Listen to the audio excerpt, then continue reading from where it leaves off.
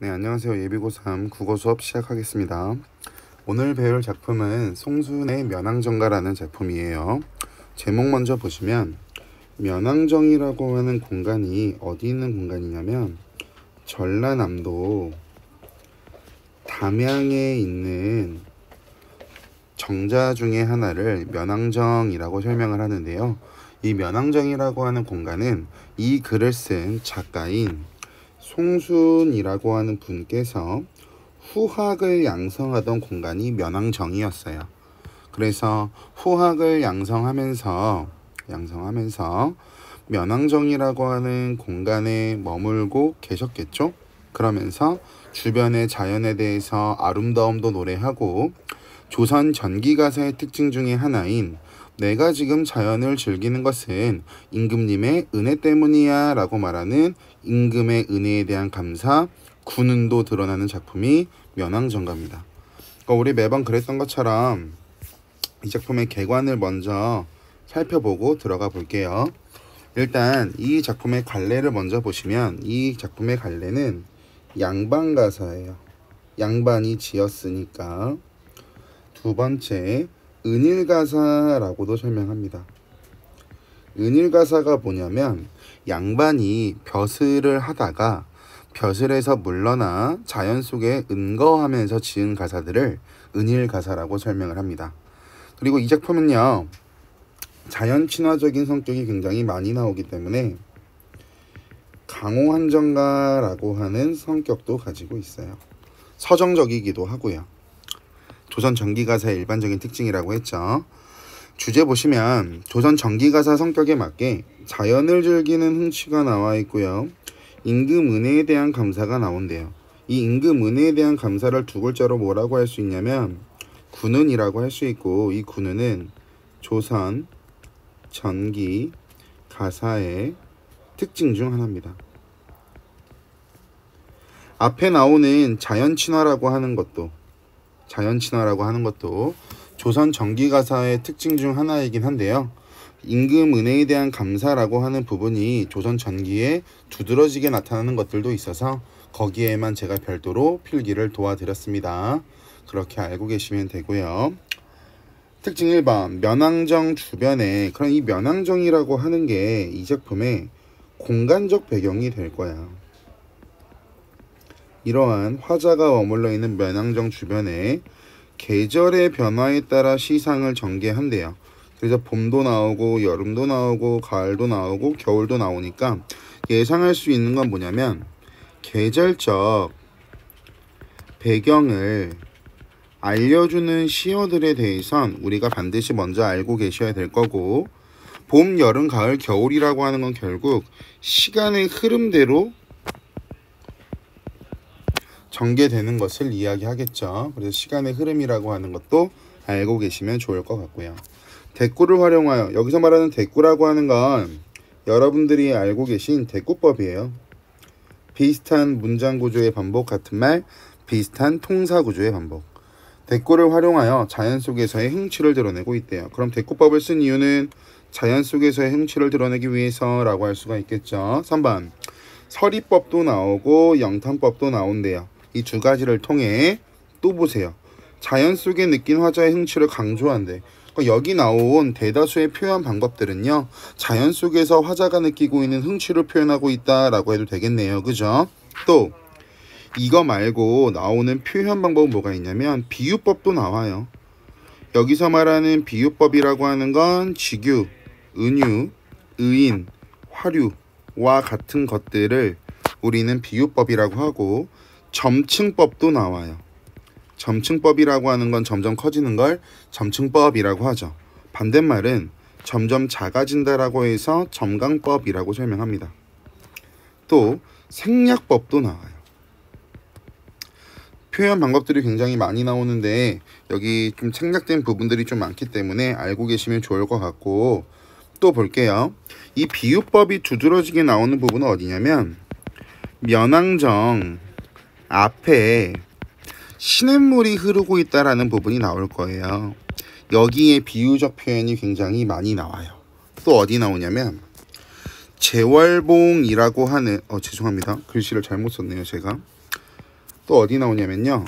제월봉이라고 하는 봉우리가 있는데 그 제월봉의 산세, 산의 모습이나 면왕정의 모습, 이걸 두 글자로 형상이라고도 설명해요.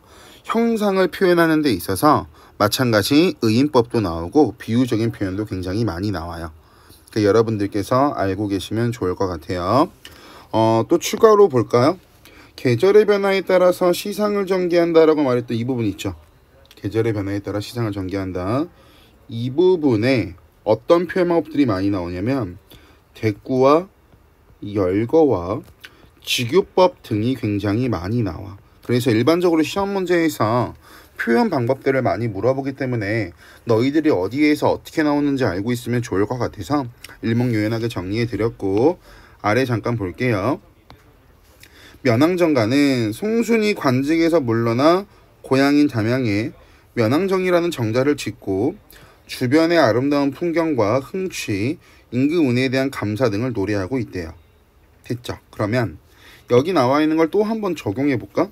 송순이 관직에서 물러나 고향인 담양에서 라고 나오죠. 그럼 결국 관직을 벗어나서 고향으로 내려가 은거함에 지었으니 이 부분을 가지고 은일가사라고 판단할 수 있는 거고, 주변의 아름다운 풍경을 노래하고 있다, 자연이 될 거고, 여기서 비롯한 흥취니까 자연을 즐기고 있다라고 설명할 거고, 조선 전기가사의 특징인 임금에 대한 감사 즉 군운이 드러나고 있는 부분이 되겠죠. 이렇게 보시면 송순의 면왕정가가 굉장히 가볍고 쉽게 보이실 겁니다. 어려운 작품 아니고요. 여러분들께도 충분히 소화가 가능한 작품이라고 저는 생각을 해요. 앞으로 넘어가서 볼게요. 가겠습니다. 무등산 한 활개매가 동쪽으로 뻗어 있어. 그럼 여기서 일단 무등산 한 활개매까지 가로쳐 볼까? 아래 보세요. 무등산의 한 줄기라고 나오죠. 산등성 같은 느낌이 될 거야. 줄기가 동쪽으로 뻗어 있어서 멀리 떼쳐와 멀리 떨어져 나와서 뭐가 되었냐면 얘들아, 아까 우리 봤던 건데 제월봉이 되었거든. 제월봉의 형세, 제월봉의 산세가 나오고 있는 부분이 되나봐. 볼게. 제월봉이 되었거늘 무변대야 끝없이 넓은 들판에 무슨 짐작하노라, 무슨 생각하노라고 라고 나와 있는데 여기 잠깐 밑줄 쳐볼까?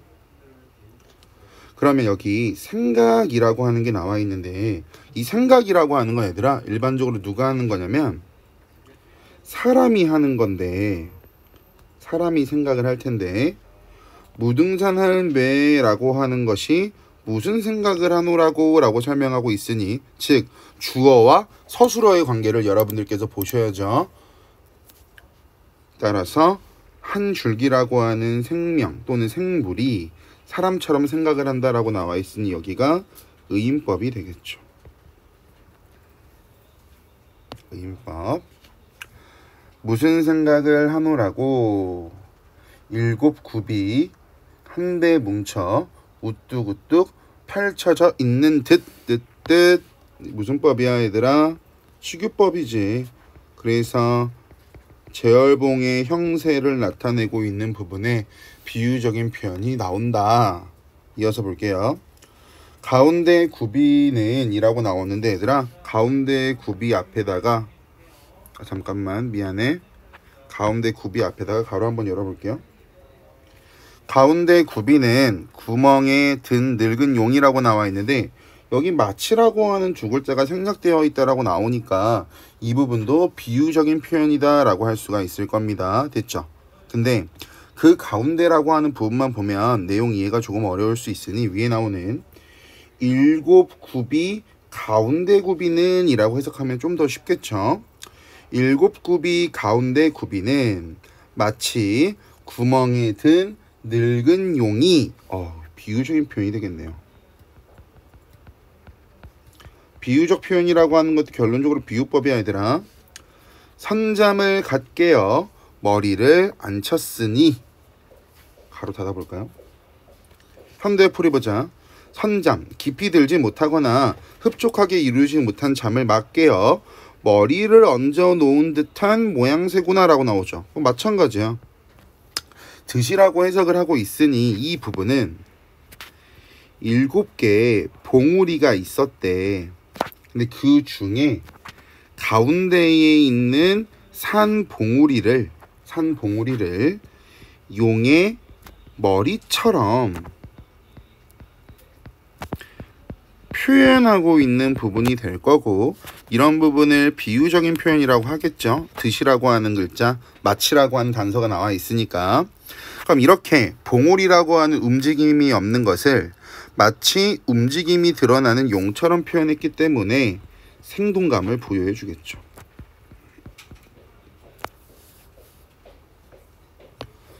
이어서 갈게요. 너럭 바위 위에 송죽, 소나무와 대나무를 해치고 정자를 앉혔으니, 여기서 말하는 이 정자가 화자가 현재 머물고 있는 면왕정입니다. 공간적 배경. 구름 탄 청학이 천리를 가리라. 갑자기 학이 나와서 해석하는데 어려울 수 있지만, 여기 나와 있는 구름 탄 청학이라고 하는 건 아래 나와 있는 것처럼 면왕정의 지붕을 가리키는 말이라고 보시면 돼요. 마치 면왕정 정자의 지붕이 구름을 탄 청학처럼 생겼구나. 이어서 가겠습니다. 두 날개 벌렸는 듯. 여기서 말하는 두 날개라고 하는 것도 위에 나와 있는 면왕정의 지붕이라고 보시면 되고요. 됐죠? 그러면 여기서 계속 면왕정이라고 하는 공간이 중요하게 나오는데, 이 면왕정이라고 하는 공간은 아까 제가 도입 부분에서 말씀을 드렸습니다. 후학을 양성하기 위한 장소라고 말했잖아. 그럼 후학을 양성하는 이유는 결국 나라에 도움을 주기 위해서 후학을 양성한다라고 볼 수가 있을 거예요. 여기까지 이해되셨죠? 그러니까 이런 것을 적용해서 본다면 결국 여기서 이 면왕정이라고 하는 공간은 심성, 수양의 장소라고 볼 수가 있겠죠. 심성, 수양의 장소. 여기까지가 서사였습니다. 여기까지가 서사. 그 다음에 본사가 나올 텐데, 얘들아, 이 본사가 굉장히 중요하기도 하고 좀 볼 게 좀 많아요. 볼 게 좀 많아서 괄호를 쳐야 되는데, 괄호를 치는 것보다 제가 잠깐 뒤로 갈게요. 뒤에 보면 이 본사 1이라고 나와 있죠. 지금부터 우리가 보는 게 본사 1인데 여기에 나오는 표현 방식들을 먼저 정리하고 들어갈게요. 본사 1에는 뭐가 나오냐면 1번 뭐뭐난 듯 이라고 하는 표현이 반복될 거야. 그럼 당연히 반복되니까 리듬감, 운율을 형성한다 라고 하는 건 여러분들이 흔히 알고 계신 부분이고, 2번 여기 굉장히 다양한 비유가 많이 나올 거예요. 다양한 비유가 많이 나올 거야. 그럼 다양한 비유를 통해서 역동성과 굉장히 힘찬 모습들이 제시가 될 겁니다. 그리고 위에 나왔던 거랑 중복된다라고도 볼 수 있는데, 직유, 대조, 대꾸법을 사용해서요, 마찬가지 생동감을 부여할 거야. 그래서 서사 부분은 이러한 성격이 가지고 있기 때문에 여러분들께서 본사 1 부분은 이러한 성격을 가지고 있어서 미리 알고 계시면 좋을 것 같아요. 다시 앞으로 가서 내용을 보도록 하겠습니다. 옥천산 용천상 내린 물이 정자 앞 넓은 들에 오롤이 펴진 듯이 넓거든 기노라 푸르거든 희지 많아. 아까 제가 말씀드렸죠? 면왕정 앞 시냇가를 비유적으로 표현하는 부분이 나온다고. 여기가 거기라고 보시면 돼요. 쌍룡이라고 나오는데, 여기 나와 있는 쌍룡이라고 하는 게 아래 보시면 물이 흐르는 모습을 보니 두 마리 용이라고 해석하고 있죠. 그러니까 여기 쌍룡은 당연히 시냇물이라고 할 수 있겠죠. 시냇물. 쌍룡이 뒤트는 듯, 비유적인 표현. 긴 깁을 펼쳤는 듯, 마찬가지. 여기 나와 있는 긴 깁이라고 하는 것도 긴 비단이라고 나오죠. 얘도 마찬가지 시냇물. 어디로 가노라 무슨 일 바빠서 닿는 듯 따르는 듯 밤낮으로 흐르는 듯. 그럼 잘 봐. 이 부분이 조금 특이하기도 하고 중요한 부분이 있는데요. 지금 방금 읽은 이 부분 있죠. 이 부분을 놓고 보면 물이 주야 구분 없이 계속 흐르고 있죠. 물이 주야 구분 없이 계속 흐르고 있습니다. 이것처럼 작가도 자신이 추구하는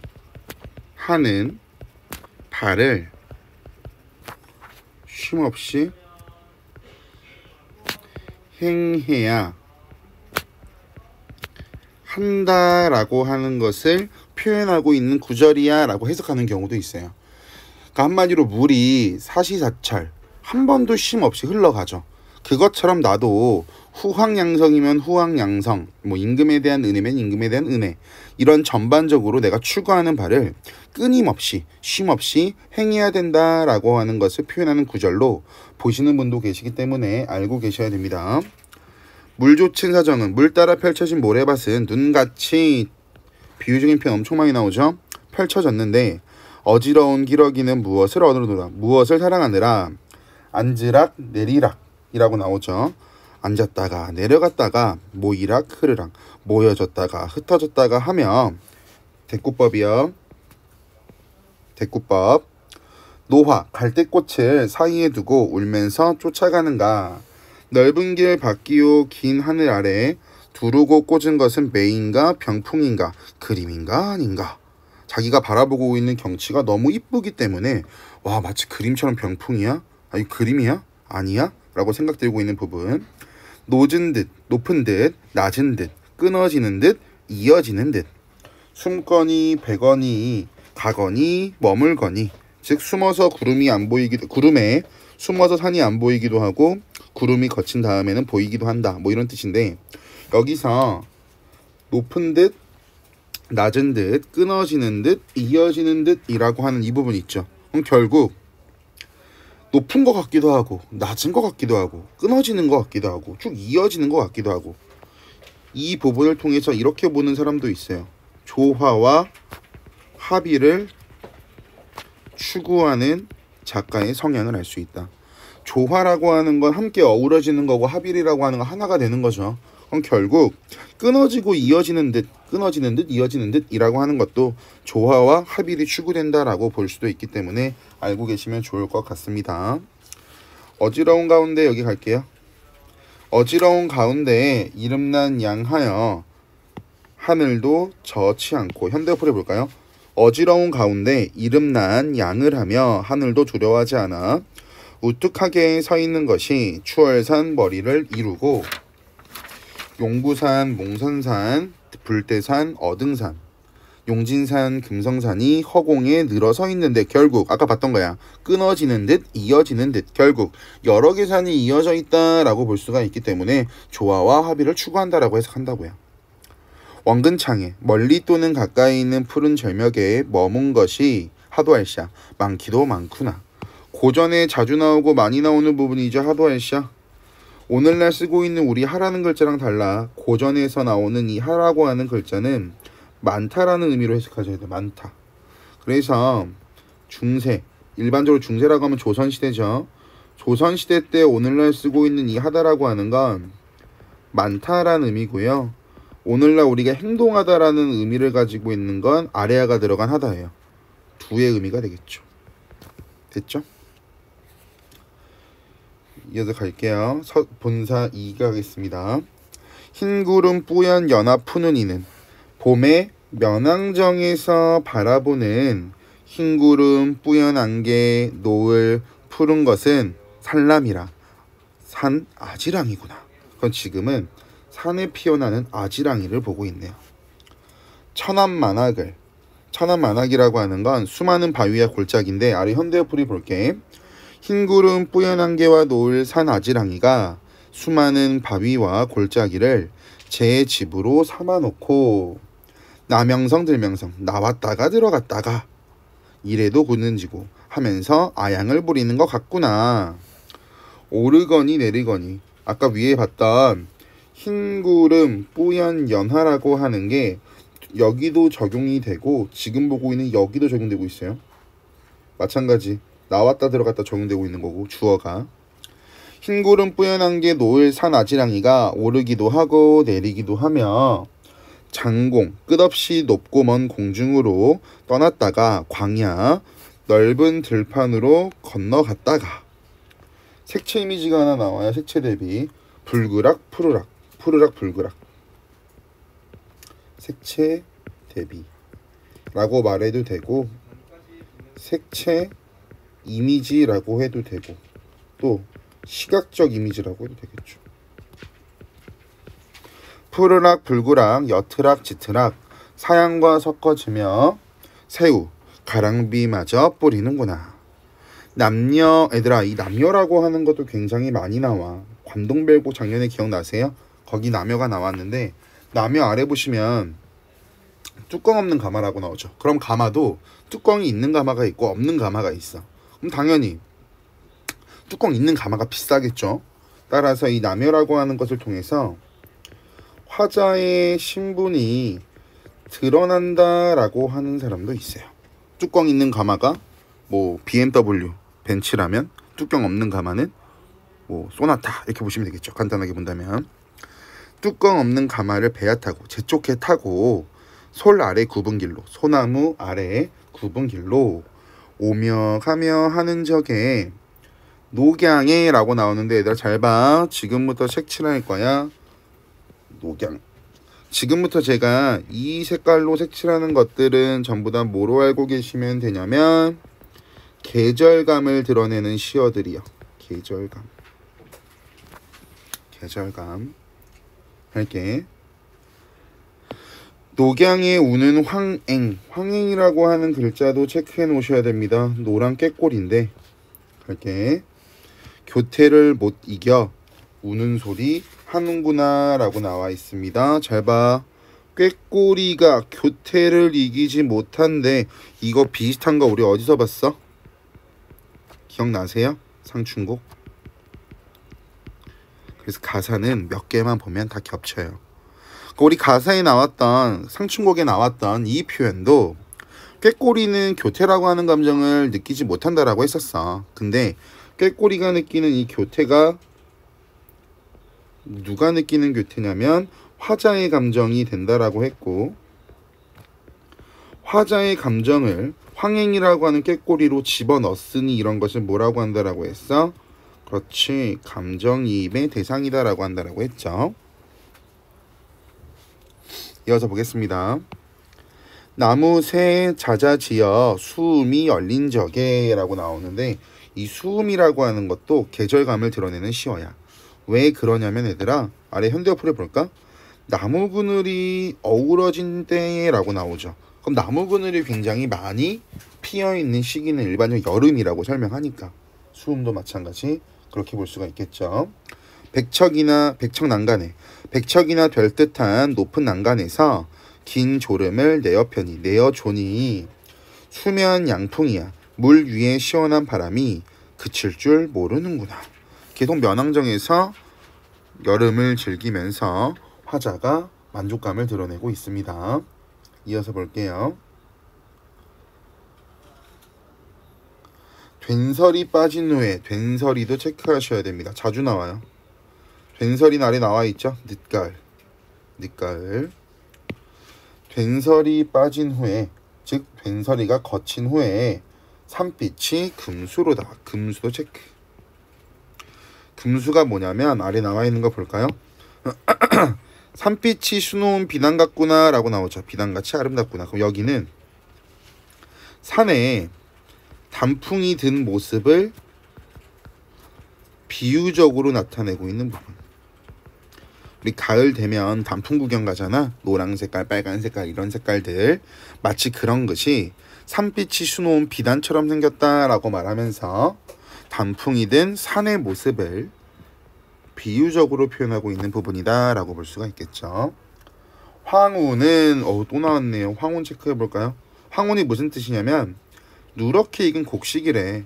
그럼 마찬가지야. 누렇게 익은 곡식이라고 하는 것도 결국 가을 들판이 되겠죠. 가을 들판. 여름 얘기했다가 가을 얘기했다가 해가지고 혼란스러울 수 있지만 계절적 배경과 관련된 단어들을 체크해 놓으시면 크게 어렵진 않으실 것 같아요. 황혼은 즉 누렇게 익은 곡식은 어찌 망경의 편곡이고 또 어찌 넓은 들판에 펼쳐져 있는가. 어적도 어부가 부는 피리 소리도 흥에 겨워 달을 따라 분이는다. 달을 부르는가. 여기 나와 있는 어적이라고 하는 게 소리라고 나와 있으니 얘는 청각적 이미지라고도 볼 수 있겠네요. 이런 거 뭐 찾는 건 어렵지 않을 것 같아서 이어서 볼게요. 촌목이 다진 후에라고 나오죠. 아래 힌트를 줬어 이미. 겨울이 됐다고. 그리고 초목이 다 졌다라고 하는 건 풀과 나무가 시들시들해졌다, 앙상해졌다라고 볼 수 있겠지. 강산이 매몰커늘. 강산이 매몰했거든. 뭐 눈에 묻혀 있거늘 이라고 보시면 돼요. 이 매몰이라고 하는 거 우리 현대 즉 오늘날에도 쓰는 그 매몰되었다 라고 하는 뜻과 동일하다라고 보시면 됩니다. 조물이 헌사하여 빙설로 꾸며내니. 와 얘들아, 우리 지난번에 배웠던 것 중에 하나인데 조물주가 야단스러워 라고 하는 부분이 나오면 우리 어떻게 해석하자라고 했냐면 주변 또는 자연의 아름다움에 대한 감탄의 표현이라고 했고, 얘도 마찬가지 어디 나왔었냐면 상춘곡에 나왔잖아. 그래서 조물주를 언급하면서 화자가 지금 경험하고 있는 것에 대해서 조물주의 탓을 하고 있는 웬만한 부분들은 전부 다 자연의 아름다움을 감탄하고 있는 부분이라고 보시면 돼요. 이어서 볼게요. 조물이 헌사하여 빙설로 꾸며내니. 와 빙설 나왔네. 계절적 배경. 얼음과 눈으로 꾸며내니.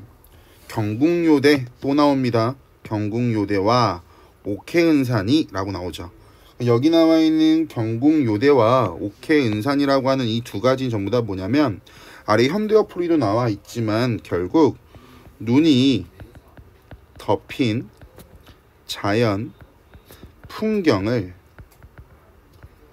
비유적으로 나타내고 있는 부분이 되고, 옥해은산은 뭐 눈 덮인 자연이다, 뭐 A는 B다, 은유법과 같은 형태로 나타난 부분이라고 볼 수 있겠죠. 이 눈 아래 벼력 써라. 눈 아래 펼쳐졌구나.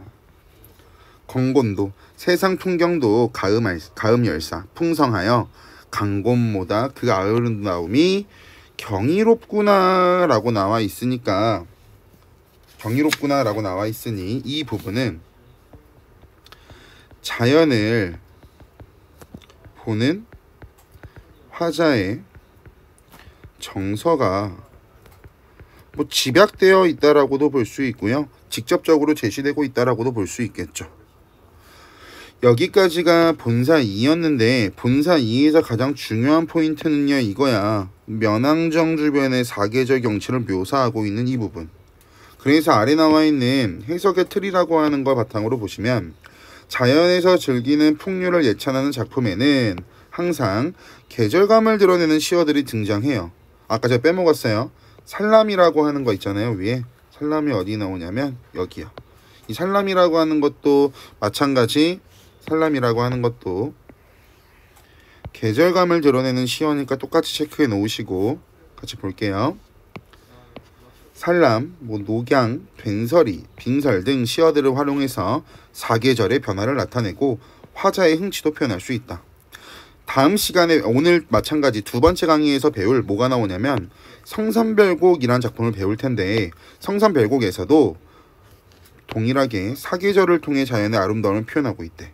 그렇기 때문에 이 두 가지는 밀접한 연관성을 가지고 있을 거고, 배경 지시처럼 미리 알려드릴게요. 지금 우리가 배우고 있는 면왕정가가 성산별곡에 직접적으로 영향을 줘요. 그래서 면왕정가와 성산별곡은 거의 세트처럼 알고 가시면 좋고, 비슷한 내용들이 좀 맞물려 가지고 쉽습니다.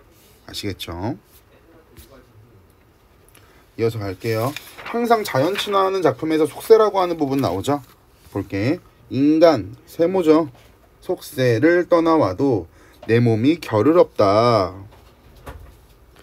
내 몸이 한가로울 겨를이 없다죠. 한마디로 내가 속세를 떠나왔지만 나는 지금도 굉장히 비지하다, 바빠가 될 거야. 그럼 이 부분이 왜 중요하냐면 얘들아, 지금 방금 봤던 이 부분은 결국 화자가 자연에 묻혀 사는 만족감과 자부심을 드러내고 있는 부분이 되는 거고, 결국 화자는 현재 삶에 대해서 직접적으로 표현하고 있다라고 볼 수가 있겠죠. 중요한 부분이에요. 여기요. 이어서 보겠습니다. 이것도 보려 하고 라고 나오는데 가로 한번 열어볼게. 이것도 보려 하고, 여기서 말하는 이것이라고 하는 건 속세가 아니라 자연이요. 보려 하고 저것도 들으려고 하고, 바람도 쐬려 하고, 달도 맞으려고 하고. 와, 무슨 법이야 얘들아 이거? 비슷한 문장구조의 반복, 통사구조의 반복, 대꾸법이죠. 밤이란 언제 춥고 고기는 언제 낚으며. 12. 살인무는 누가 닫으며 진 꽃 떨어진 꽃은 누가 쓸려뇨? 가로 닫아보시면, 여기까지가 결국 위에서 화자가 바쁘다라고 했잖아. 자연을 보고 즐기느라, 죄송합니다, 바쁜 화자의 생활이 나오고 있는 부분이고, 이 부분에 사용된 표현 방법 열거, 대꾸. 됐죠? 이어서 보겠습니다. 아침이 나쁘거니, 아침도 부족한데 저녁이라고 시를 쏘냐? 저녁이라고 싫겠느냐?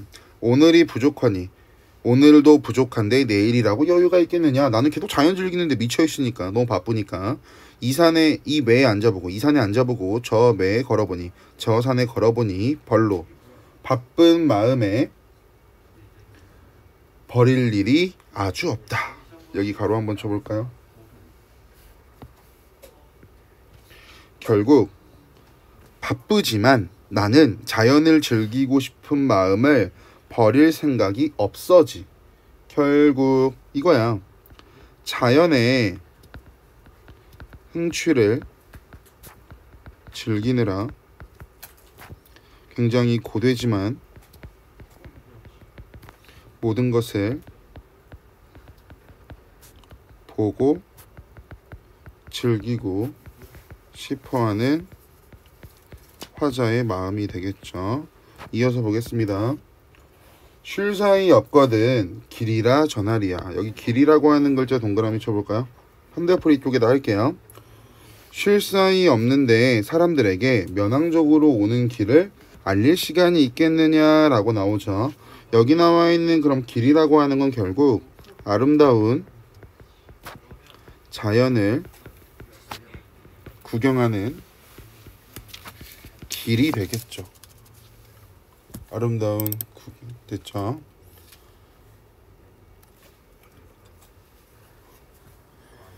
다만이라고 나와 있는 부분 보겠습니다.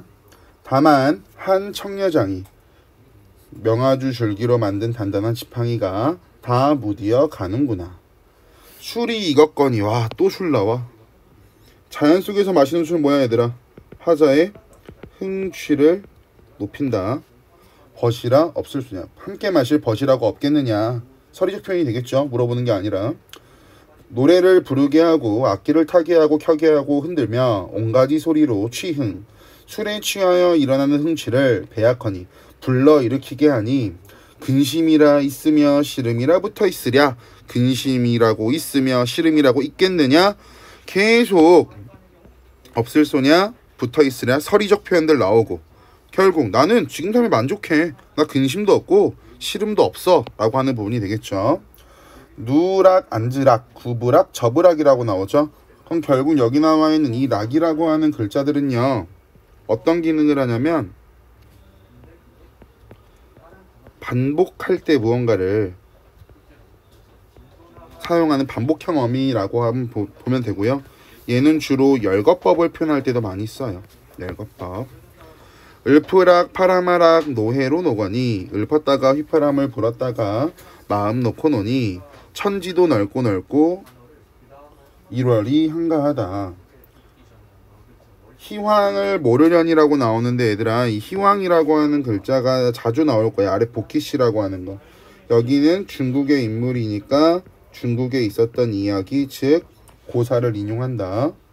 희황을 모르려니, 희황의 태평성대를 모르고 지냈는데 이적이야 기로고다. 지금이야말로 그것이 로구나 라고 하는 뜻인데, 이 지금이라고 하는 것은 화자가 현재 처한 공간인 면왕정가에서의 삶이 될 거야. 화자는 희왕의 태평성대를 그동안 모르고 지냈었는데 지금, 즉 면왕정에서의 삶, 같은 말, 현재에 대해서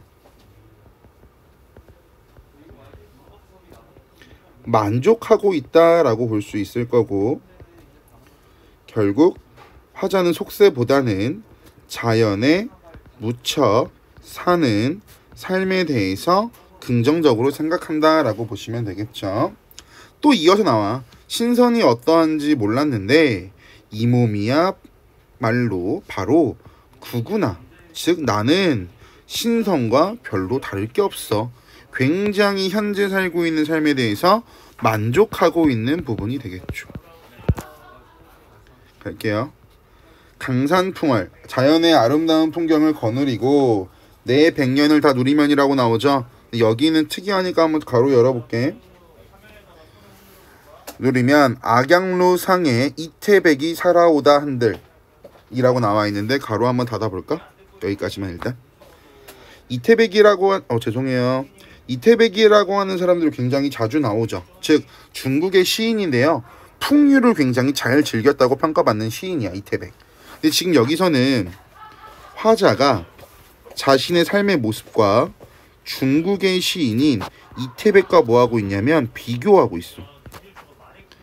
우리 위에서 봤어. 이미 화자는 현재 삶에 대해서 만족하고 있어. 자연에 사는 삶에 대해서. 그러면 이 부분을 아래다 적용한다라고 봤을 때 화자는 자신이 즐기고 있는 풍류 또는 자신의 삶에 대해서 이태백보다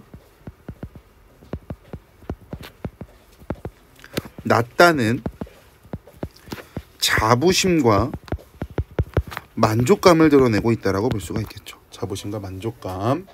이어서 볼게요. 호탕정해야 이에서 더할 소냐라고 나와 있는데, 여기 나와 있는 호탕정해라고 하는 게 여기서 핵심 키워드 중에 하나예요. 넓고 끝없는 정과 회포야말로 라고 나와 있죠. 여기 나와 있는 넓고 끝없는 정과 회포에 나와 있는 호탕정회라고 하는 건 결국 자연에 은거한 삶에서 느끼는 감정을 호탕정회라고 설명을 해요. 위에 나왔던 이태백과 화자의 비교에서 이어져 내려오는 화자의 정서 중 하나가 되겠죠. 마지막 한 줄 남았습니다. 갈게요. 조선 정기가사에서 군운이 드러나는 가사의 특징들. 이 몸이 이러함도, 즉 내가 이렇게 편하게 자연 속에서 사는 것도 여기가 중요합니다. 역군은 이셨다. 역군은 이셨다. 임금님 은혜 덕분이야 라고 말하고 있죠. 이런 부분들을 뭐라고 하냐면 유교적 충의사상이 드러나는 부분이다 라고도 설명하고, 임금님의 은혜가 드러난다 라고도 설명하겠죠. 해석의 틀 보겠습니다. 중요한 부분. 풍류를 즐기며 만족감을 드러내는 화자는 마지막 구절에서 이렇게 자연을 즐길 수 있는 것은 모두 임금님 은혜 덕분이라고 감사해하고 있다. 결국 자연 친화적인 태도도 나오고 유교적 충의 태도, 이 두 가지가 결합된 양상은 면왕정가 외에도 강호사시가 등 대부분 사대부 작품들에서 흔히 나타난다라고 하니까 이 부분은 굉장히 모호한 부분이다. 중요한 부분이다.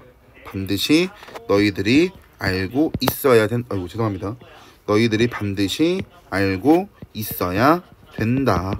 됐죠? 여기까지가 오늘 수업 중 하나인 면항전가였습니다.